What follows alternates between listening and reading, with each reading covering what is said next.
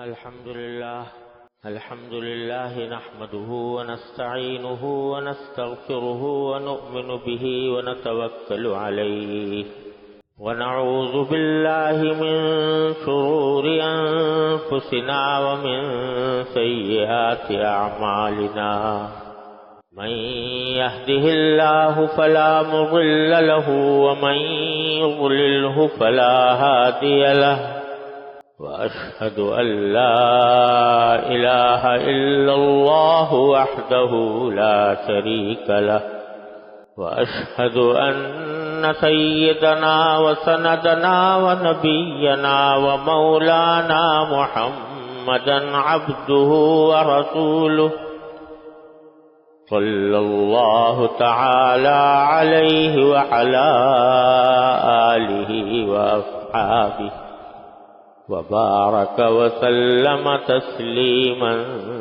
كثيرا أما بعد فأعوذ بالله من الشيطان الرجيم بسم الله الرحمن الرحيم ألهاكم التكاثر حتى زرتم المقابر كلا سوف تعلمون ثم كلا سوف تعلمون كلا لو تعلمون علم اليقين لترون الجحيم ثم لترونها عين اليقين ثم لتسألن يومئذ عن النعيم آمنت بالله صدق الله مولانا العظيم وصدق رسوله النبي الكريم ونحن على ذلك من الشاهدين والشاكرين والحمد لله رب العالمين. بزرگان محترم اور برادران عزیز، کافی دنوں سے میں نے یہ سلسلہ شروع کیا ہوا ہے کہ قرآن کریم کی جو سورتیں عام طور سے نمازوں میں پڑھی جاتی ہیں ان کی کچھ تشریح آپ حضرات کی خدمت میں پیش کی جائے، تاکہ جب یہ سورتیں پڑھی جاتی ہیں تو اس میں جو باتیں بیان فرمائی گئی ہیں ان کا اگر استحضار ہو اور آدمی ان کو ذہن میں رکھے تو در حقیقت نماز کی حقیقت حاصل کرنے کا بہترین ذریعہ ہے. یوں بھی قرآن کریم اللہ جل جلالہ کی وہ عظیم نعمت ہے جو اللہ تعالیٰ نے اپنے بندوں کے پاس بھیجی، تو اس کا حق یہ ہے کہ ہم اس کو نہ صرف یہ کہ زبان سے پڑھیں بلکہ اس کے معنی کو بھی سمجھیں اور اس میں جو پیغام عطا فرمایا گیا ہے اس کو سینے سے لگائیں اور اس پر عمل کرنے کی کوشش کریں. اس لیے میں یہ جو سورہ پارہ عام کی جو چھوٹی چھوٹی صورتیں ہیں ان کا کچھ بیان شروع کیا ہے. اللہ تبارک و تعالی ہم سب کے لیے اس کو مفید اور نافع بنائے. سورہ عصر کی تشریح کا بیان ایک عرصے سے چل رہا تھا. الحمدللہ اللہ تبارک و تعالیٰ کی توفیق سے وہ ضرورت کے مطابق پورا ہو گیا. اللہ تبارک و تعالیٰ ہم سب کو اس پر عمل کرنے کی توفیق عطا فرمائے. اب آج جو میں نے آپ کے سامنے سورت تلاوت کی ہے یہ سورہ تکاثر ہے. اس کا نام ہے سورہ تکاثر، اور یہ بھی مکہ مکرمہ میں نازل ہوئی تھی. اس میں اللہ تبارک و تعالی نے ہمیں اور آپ کو ایک بہت ہی بنیادی حقیقت کی طرف متوجہ فرمایا ہے. پہلے میں اس کا ترجمہ کرتا ہوں، اس کے بعد انشاءاللہ اس کی کچھ تشریح عرض کروں گا انشاءاللہ. ترجمہ یہ ہے کہ باری تعالیٰ فرماتے ہیں الہاکم التکاثر، ایک دوسرے سے بڑھ چڑھ کر عیش حاصل کرنے کی فکر نے تمہیں غافل بنا دیا. ایک دوسرے سے بڑھ چڑھ کر دولت حاصل کرنے کے لیے کی فکر نہ، راحت حاصل کرنے کی فکر نہ، عیش حاصل کرنے کی فکر نہ، تمہیں غافل بنا دیا ہے، غفلت میں ڈال دیا ہے۔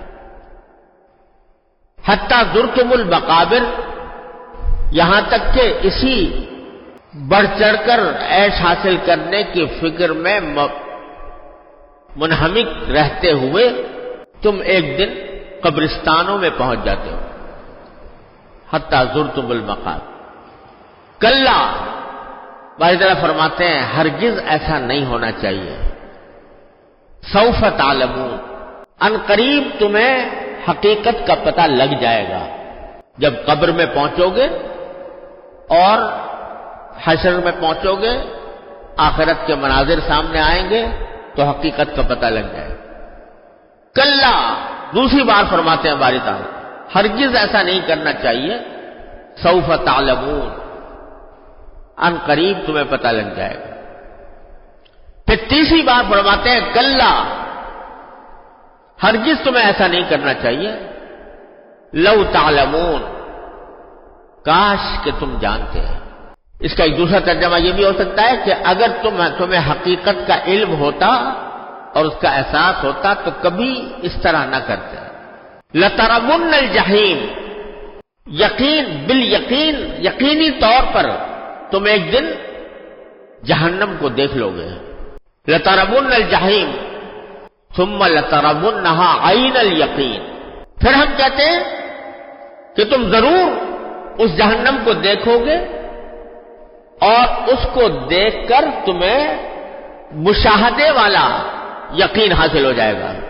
یعنی اب تو جو یقین حاصل ہے وہ تو اس لیے ہے کہ بھئی قرآن میں آیا ہے، رسول کریم سرور عالم صلی اللہ علیہ وسلم نے ارشاد فرمایا ہے، آپ کی خبر سچی ہے، ایمان لا کر ہم اس پر یقین لائے ہوئے ہیں، لیکن اس دن آنکھوں سے دیکھ کر یقین حاصل ہو جائے گا۔ لترونها عین الیقین ثم لتسألن یومئذ عن النعیم، پھر تم سے سوال کیا جائے گا اس دن ان نعمتوں کے بارے میں جو اللہ تبارک و تعالی نے تمہیں دنیا میں عطا فرمائی تھی۔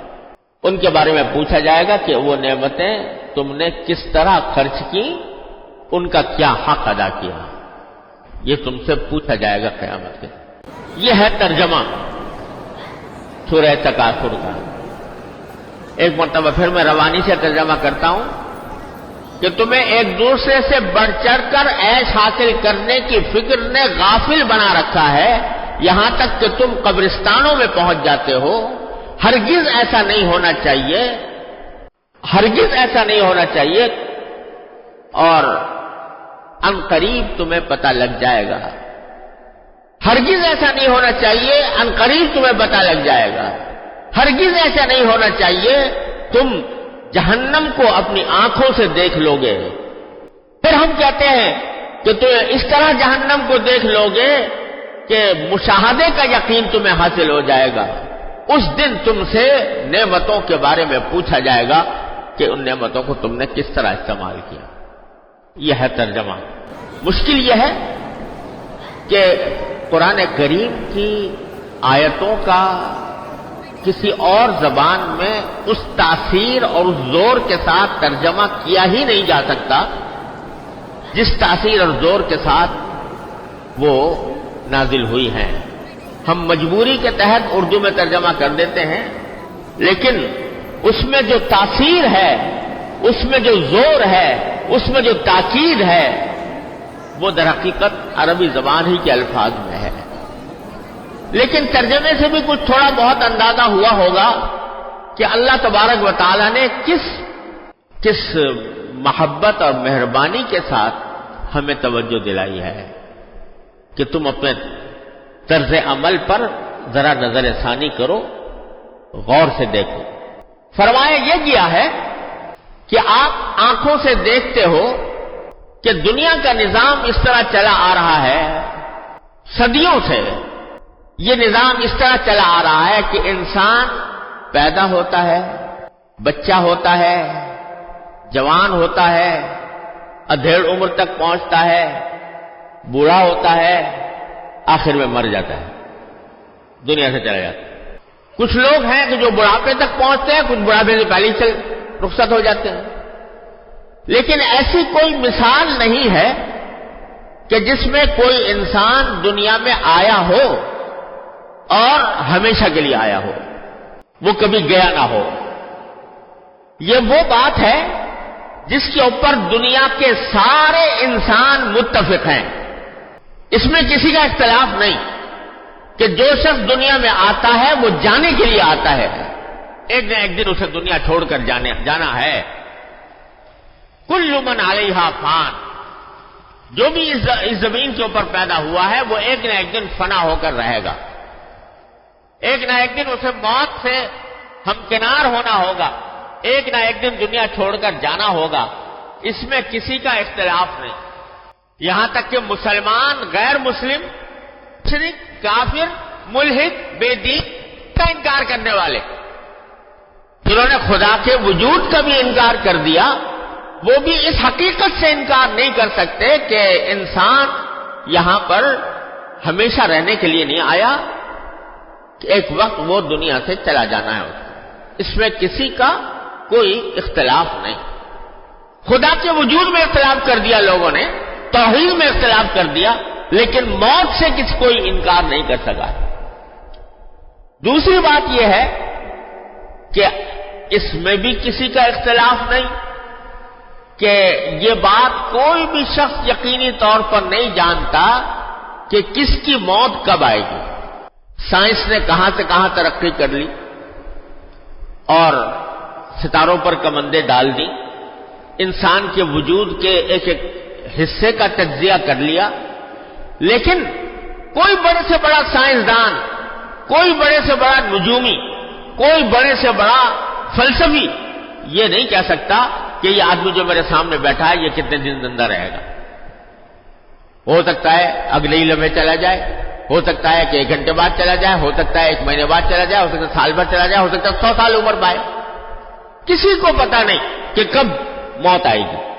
یہ ایسی حقیقت ہے جو کسی سے اس کا انکار ممکن نہیں۔ اب جب آپ ذرا یہ دیکھو کہ جب یہ آپ آنکھوں سے دیکھ رہے ہو کہ جو آتا ہے دنیا میں جانے کے لیے آتا ہے، چلا جاتا ہے، ہمیشہ نہیں رہتا، تو یہ بات حقیقت بالکل روز روشن کی طرح واضح ہے کہ یہ دنیا کی زندگی جو ہے وہ ایک سفر ہے، یہ منزل نہیں ہے۔ اگر منزل ہوتی تو کچھ لوگ تو کم از کم ایسے ہوتے جو ہمیشہ رہتے، کوئی بھی یہاں رہتا نہیں۔ یہ منزل نہیں ہے، یہ ہمیشہ رہنے کا ٹھکانہ نہیں ہے، یہ عارضی قیام کی جگہ ہے، اور وہ عارضی قیام بھی پتہ نہیں کہ کتنا ہے، لہذا ایک سفر ہے، یہ منزل نہیں۔ جب یہ حقیقت ہے کہ سفر ہے تو دنیا میں کوئی بھی سفر بے مقصد نہیں ہوتا۔ کوئی بھی سفر انسان اختیار کرتا ہے تو اس کا کوئی نہ کوئی مقصد ہوتا ہے۔ کوئی سفر کر رہا ہے تجارت کے لیے، کوئی سفر کر رہا ہے حج کے لیے، کوئی سفر کر رہا ہے جہاد کے لیے، کوئی سفر کر رہا ہے محض سیاحت کے لیے، کوئی سفر کر رہا ہے عزیز و اقربا سے ملاقات کرنے کے لیے، کوئی سفر کر رہا ہے علم حاصل کرنے کے لیے۔ لیکن ایسا کوئی بھی شخص نہیں کہ جو ہوش و حواس کی عالم میں سفر شروع کر دے اور اس کو پتہ نہ ہو کہ مجھے کس کام کے لیے میں جا رہا ہوں۔ کوئی نہ کوئی مقصد تو ہوتا ہے سفر کا، لیکن یہ عجیب معاملہ ہے کہ یہ زندگی کا جو سفر ہے اس کے مقصد کو ہم بھلائے بیٹھے ہیں۔ کس مقصد کے لیے آئے تھے یہاں پر، اور جس نے بھیجا، اس سفر کے اوپر بھیجا، اس نے کھول کھول کر بتا دیا کہ تمہارے اس دنیا میں آنے کا مقصد کیا ہے۔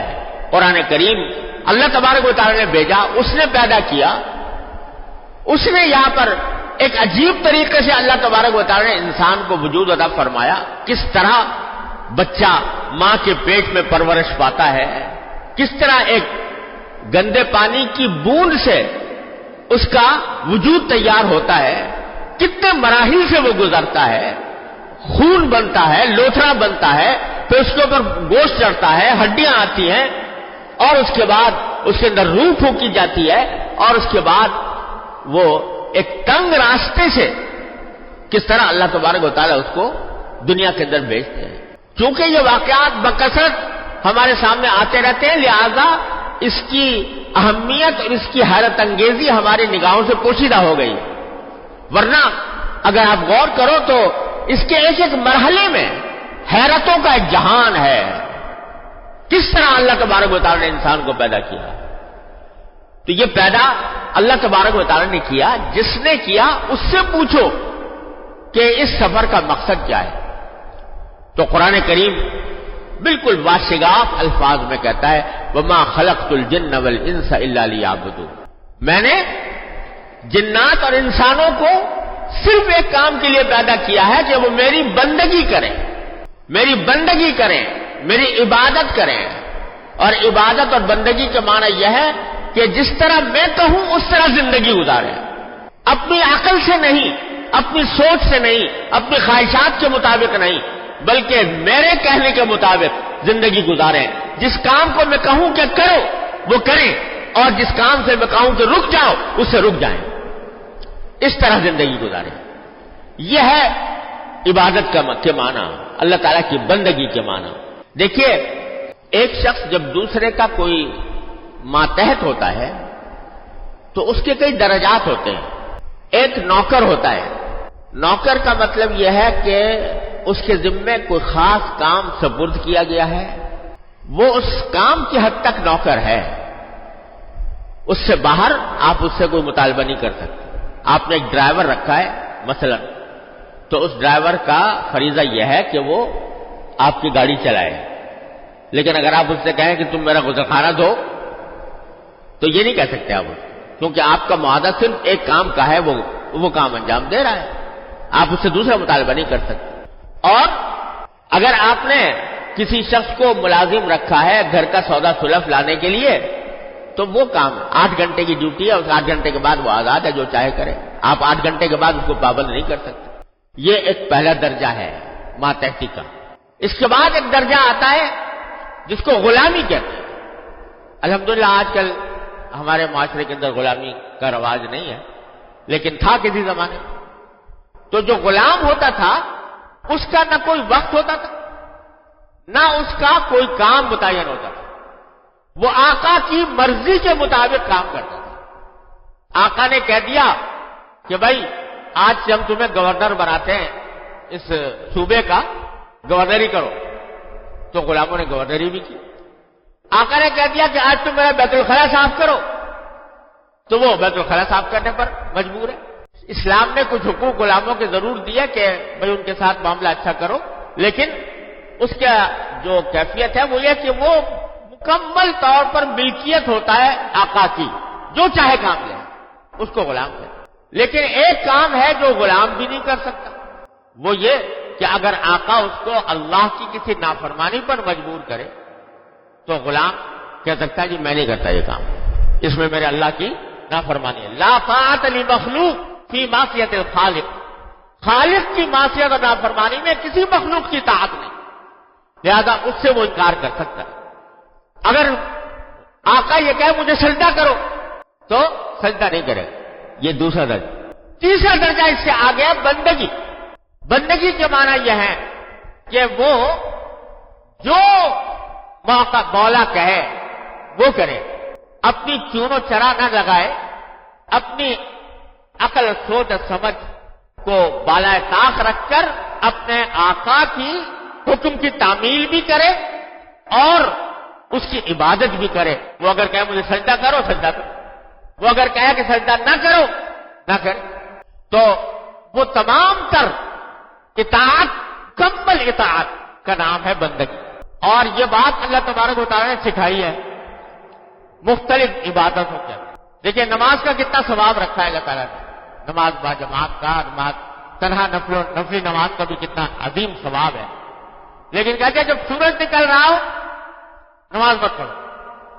اب وہی نماز جو باعث ثواب تھی، باعث اجر تھی، جس کے ذریعے گناہ معاف ہو رہے تھے، جس کے ذریعے درجے بلند ہو رہے تھے، اگر طلوع آفتاب کے وقت میں پڑھے کوئی شخص تو گناہ ہے، ناجائز. روزہ رکھنا کتنا عظیم ثواب کا کام ہے. اللہ تعالیٰ فرماتے ہیں روزہ میرے لیے ہے، میں ہی اس کی جزا دوں گا. لیکن عید کے دن منع ہے، آج روزہ نہیں رکھ سکتے. وہی روزہ جو اجر و ثواب کا سبب تھا وہ اللہ تعالیٰ کے نے منع کر دیا تو وہ گناہ بن گیا۔ یہ ہے بندگی کہ کسی عمل میں اپنی ذات میں کچھ نہیں رکھا، جو کچھ ہے وہ اللہ تعالیٰ کی اطاعت میں ہے، اللہ تعالیٰ کی بندگی میں ہے۔ یہ ہے مطلب کہ ہم نے تمہیں دنیا میں جو بھیجا ہے اس سفر کے لیے وہ اس لیے بھیجا ہے کہ تم زندگی گزارو ہمارے حکم کی اطاعت کرتے ہوئے، ہماری بندگی کرتے ہوئے، جو کام ہم کہیں کہ کرو وہ کرو، اور جس کام سے ہم روک دیں اسے رک جاؤ۔ یہ ہے بندگی جس کے لیے پیدا کیا ہے۔ اور اللہ تبارک و تعالیٰ نے یہ احکام کہ فلاں کام کرو اور فلاں کام نہ کرو، یہ خود اس لیے عطا فرمائے ہیں تاکہ ہماری زندگی، دنیا کی زندگی بھی خوشگوار گزرے، اس میں خوشگواری ہو، اس میں پاکیزگی ہو، اس میں وہ صاف ستھری زندگی ہو، اس کے اندر آلائشیں نہ ہوں، اس میں گندگیاں نہ ہوں، اس لیے یہ احکام دیے گئے۔ یہ ہے مقصد دنیا میں آنے کا۔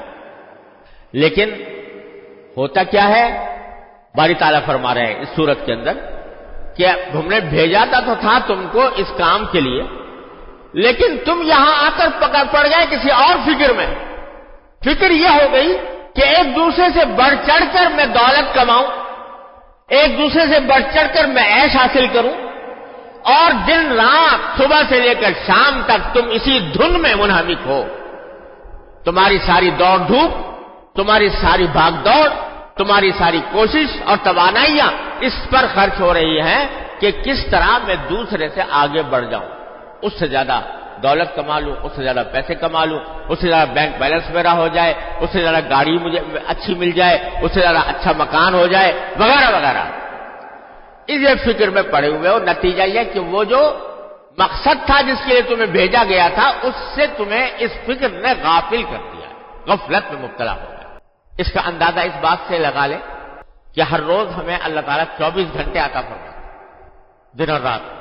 اس کا تجزیہ کر کے دیکھے ہر انسان کہ 24 گھنٹے میں سے کتنا وقت میں اس زیادہ سے زیادہ عیش حاصل کرنے کی دوڑ دھوپ میں صرف کر رہا ہوں، اور کتنا وقت میں کبھی یہ سوچتا ہوں کہ مرنے کے بعد کیا ہونے والا ہے، اور اللہ تعالیٰ کے سامنے جب پیشی ہوگی تو اس وقت میں میرا انجام کیا ہوگا۔ اس کو کتنی دیر اس بات کو سوچتے ہیں اور کتنی دیر اس بات کو سوچتے ہیں، اسی سے پتہ چل جائے گا۔ بہت سے لوگ ایسے ہیں کہ زندگی کی گاڑی چل رہی ہے ایک ڈھب پر، کبھی ٹھہر کر سوچنے کا خیال بھی نہیں آتا کہ مرنے کے بعد کیا ہونے والا ہے۔ اور اللہ تبارک و تعالیٰ کے سامنے جب پیشی ہوگی تو میں نے اپنے مقصد زندگی کو کس حد تک حاصل کیا ہے اس کی فکر ہی پیدا نہیں ہوتی، ساری زندگی گزر گئی اور دھیان ہی نہیں آیا۔ کچھ لوگ ہیں جن کو دھیان آتا ہے لیکن وقفے سے، کچھ کسی وقت دھیان آ گیا، کوئی توجہ ہو گئی اور کچھ ارادہ بھی ہوا، جب باہر نکلے دنیا کے مناظر سامنے آئے اور دنیا کے دوڑ دھوپ کے اندر حصہ لینا شروع کیا تو وہ خیال جو آیا تھا وہ دب کے ختم ہو گیا۔ کچھ ہیں اللہ کے بندے جن کو یہ فکر بکثرت رہتی ہے، اللہ تبارک و تعالی ہم سب کو اس میں شامل فرمائے۔ اور کچھ ایسے ہیں کہ جن کو دن رات یہی دھن سوار ہے، دن رات یہی دھن سوار ہے۔ اللہ کے نیک بندے ایسے بھی ہیں کہ جن کو دن رات یہ دھن سوار ہے کہ میرا کوئی قلم، میرا کوئی قدم اللہ تبارک و تعالیٰ کی مرضی کے خلاف نہ اٹھے، وہ مجھے دیکھ رہا ہے، ہر آن دیکھ رہا ہے، میرے ہر عمل کو لکھا جا رہا ہے، اللہ تبارک و تعالیٰ کے سامنے مجھے اس کا جواب دہ ہونا ہوگا۔ اس کا احساس ان کو ہر وقت ان کے اس میں دامنگیر رہتا ہے، ہر ان کی نقل و حرکت، ہر ادا کے اندر یہ فکر ان کے ذہن پر سوار رہتی ہے کہ یہ میرے اللہ کے مرضی کے خلاف تو نہیں کر رہا میں یہ کام۔ تو اللہ تبارک و تعالیٰ فرماتے ہیں کہ اکثریت لوگوں کی اس لیے فرمایا تمہیں غافل کر دیا ہے، بڑھ چڑھ کر حاصل کرنے کی فکر، یہاں تک کہ اسی دوڑ دھوپ میں کرتے کرتے قبرستان تک پہنچ جاتے ہو، اور اس قبرستان میں پہنچنے کے بعد عمل کا دروازہ بند ہو چکا، پھر کوئی آگے اپنے عمل میں اضافہ کرنے کا راستہ نہیں رہتا۔ تو خدا کے لیے اس غفلت سے باز آؤ اور یہ سوچو کہ کیوں اس دنیا میں بھیجے گئے ہو. کلا، ہرگز ایسا نہیں ہونا چاہیے. اس کی مثال ایسی ہے کہ جیسے کوئی شخص ایک مثلا تجارت کرنے کے لیے سفر کرے، سرمایہ ساتھ لے کر گیا، اس لیے گیا تاکہ کسی ملک سے سامان خرید کر اور اپنے ہاں لا کر اس کو فروخت کروں گا. تجارت کی غرض سے سفر کیا ہے. وہاں جو پہنچا تو وہاں رنگینیاں نظر آئیں، کھیل کود تماشے نظر آئے.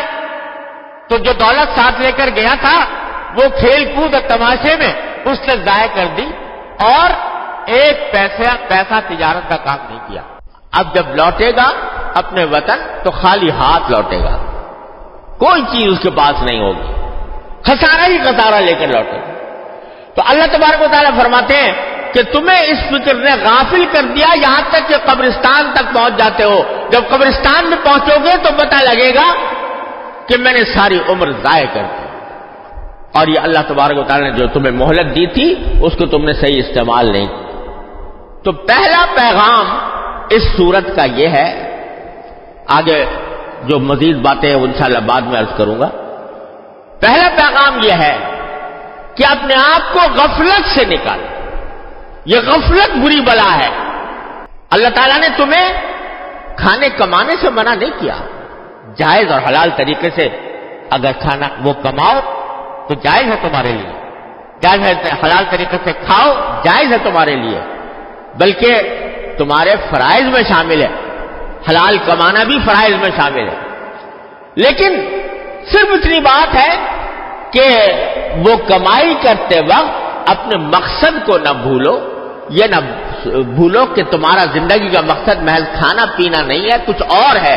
کھانا پینا حلال کر دیا گیا ہے اس لیے تاکہ تمہاری زندگی برقرار رہے اور تاکہ تم کسی فقر و فاقے میں مبتلا ہو کر زندگی سے ہاتھ نہ دھو بیٹھو.